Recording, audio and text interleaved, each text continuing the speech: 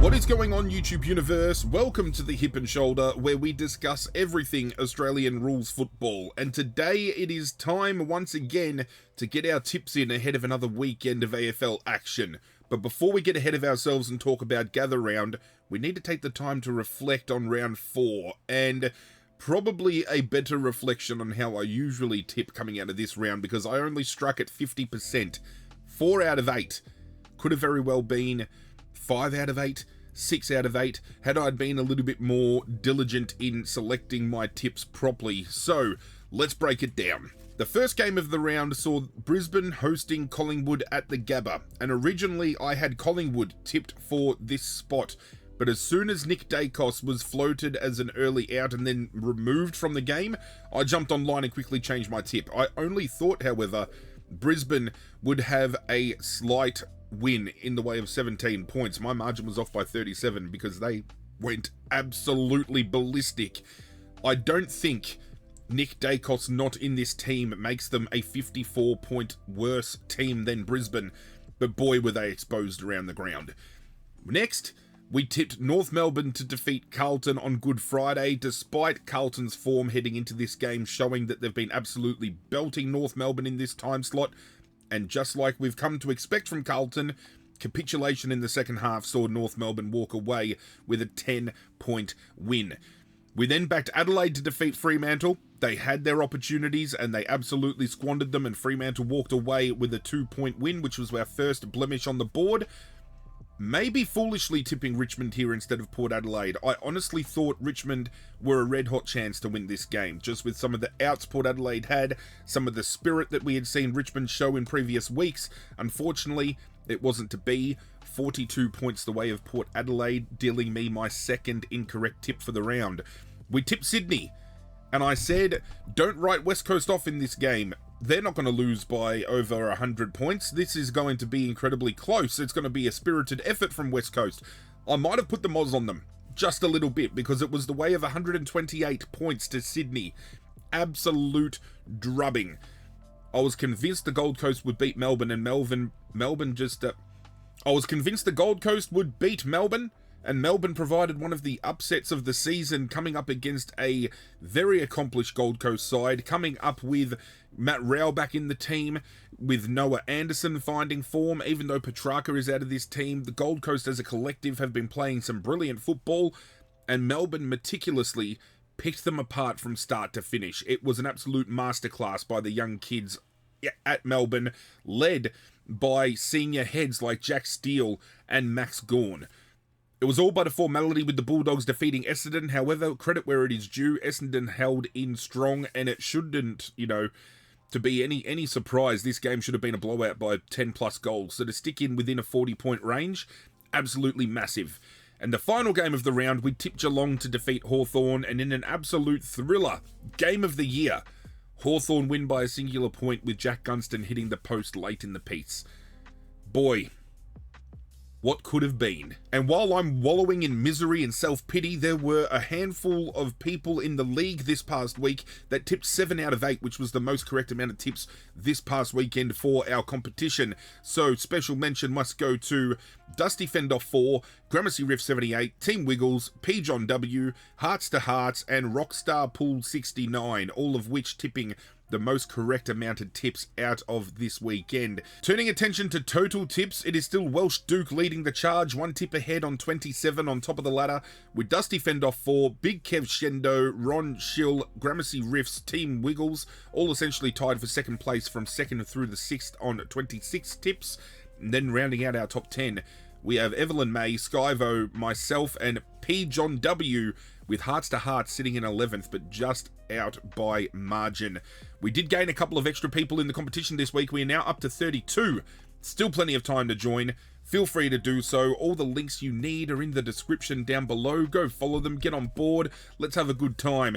Congratulations once more to all the top tipsters for round 4. Congratulations to Welsh Duke for holding down the top of the fort for another round. But now it is time. Let's dive into Gather Round. Gather Round has quickly become something to admire on the AFL calendar. It is something that we didn't know too much about going into things, but as time has progressed, it has become a festival of football down in South Australia. There's plenty of things to do for the kids and the family. They put every single game on in the same state.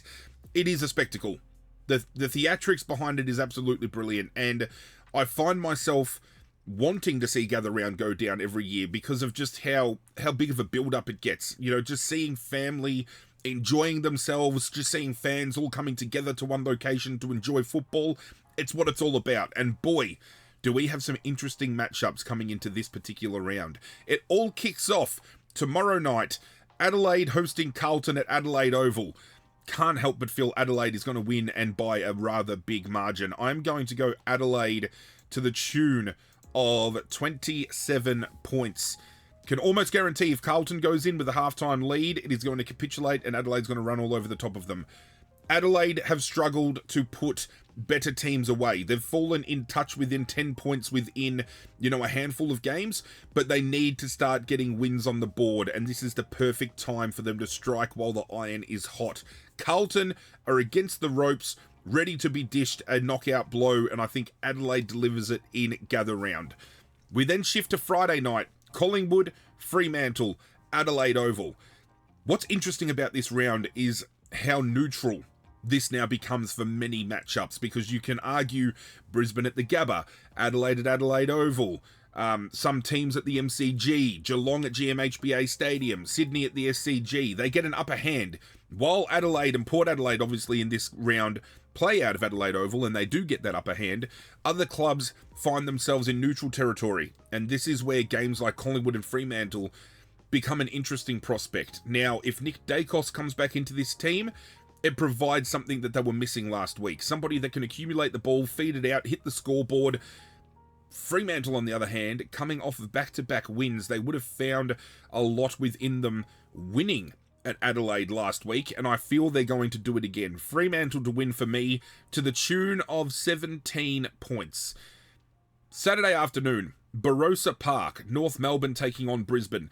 As much of a spirited effort we have seen North Melbourne put out recently, and we know they had a draw the last time I believe these two played, if we look at the form line, which we will do, something we didn't do for the first two games, but I think, form speaks for itself with the Adelaide game quite convincingly, and for the Collingwood Fremantle game, it is even spread. I mean, there was a draw back in 2024. Collingwood won in Fremantle in 2025 the first time around, and then Fremantle pipped them at the line in a very close contest, so it's going to be a good watch. Moving on to North and Brisbane, as you can see here, it was a draw last year, but prior to that, Brisbane comfortably. While North Melbourne have shown increased effort around the ground and collectively they're playing better football, Brisbane have played themselves back into form. That last quarter they had against St Kilda 2 weeks ago really showed that their ascendancy is still best in the comp, and then they did an absolute number last weekend on Collingwood, and I just feel if they're going to do that against Collingwood, could do even bigger against North Melbourne. I am tipping Brisbane by a rather sizable margin. I'm thinking by the tune of 40 plus points.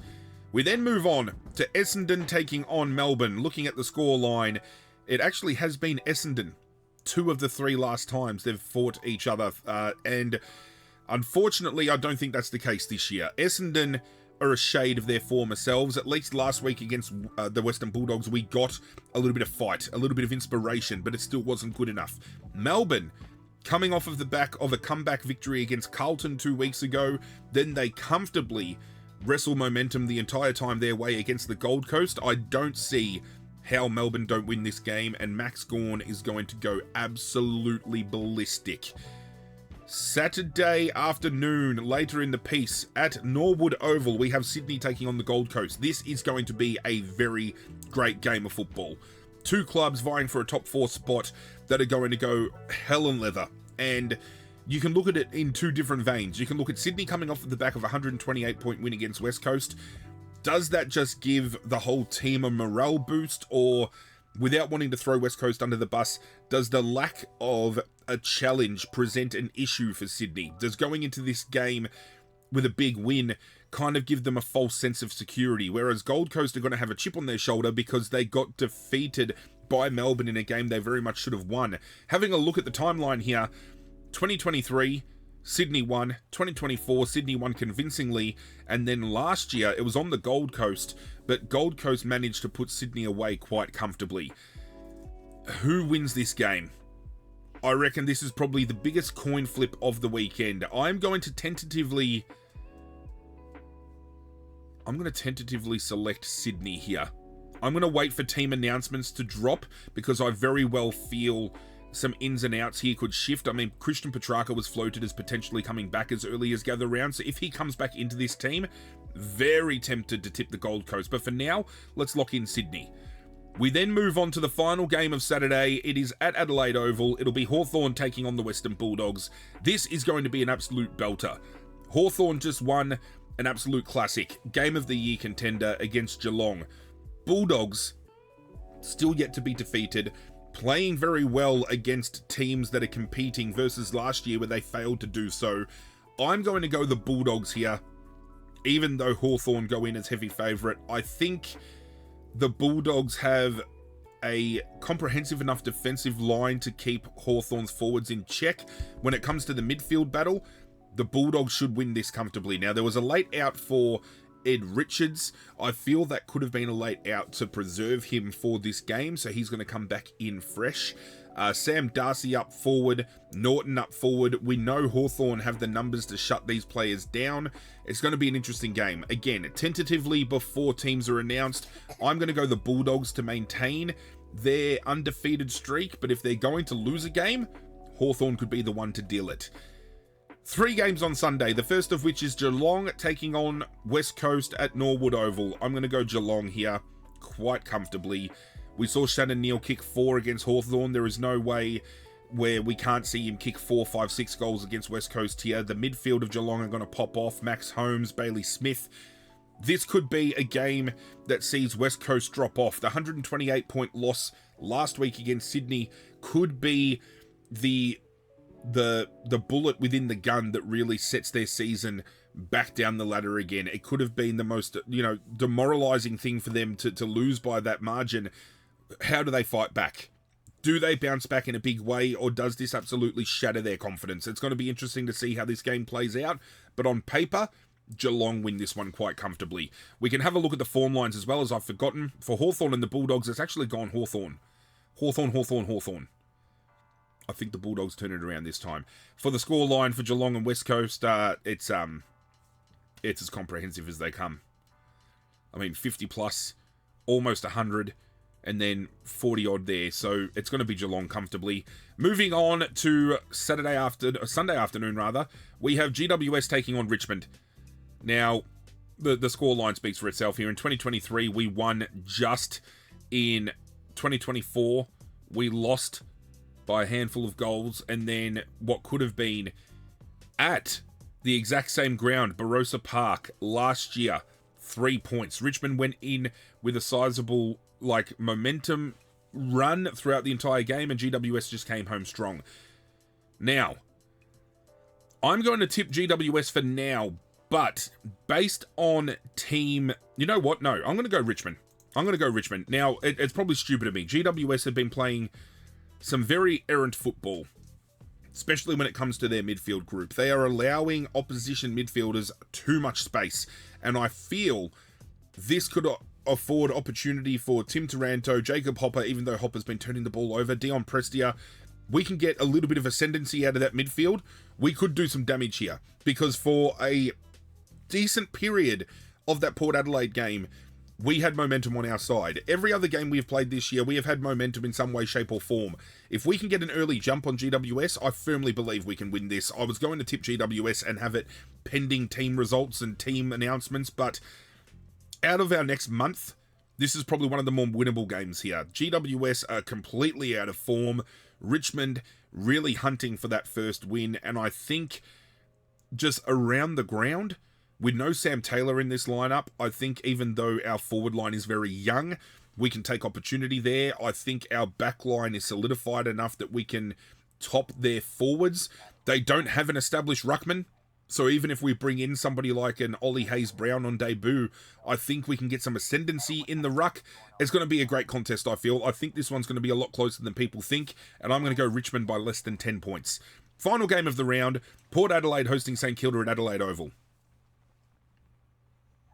Very interesting. Given the outs out of Port Adelaide's defensive line, you could argue St Kilda would stand tall here. St Kilda's back line pride themselves on intercept, pride themselves of taking sting out of the game. Can Port Adelaide get it done? I'm actually surprised St Kilda go in as heavy favourite for this game.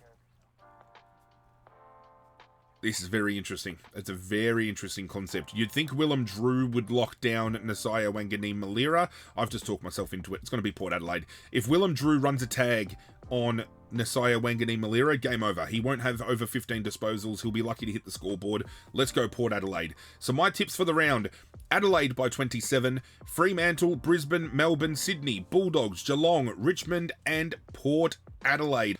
That is it for my video today. My tips are officially locked in, and hopefully I can do better than a 50% return. If you did enjoy today's video, I would appreciate it if you left a like on the video. Let me know in the comment section down below who you think will find the most ascendancy this weekend and what your thoughts are on Gather Round. Let's have a talk about it.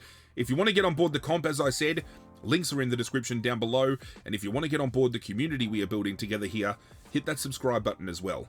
But that's it from me, guys. I'm out of here, and as always, good luck to your teams this weekend is what I should have said. And as always, I will catch you guys next time.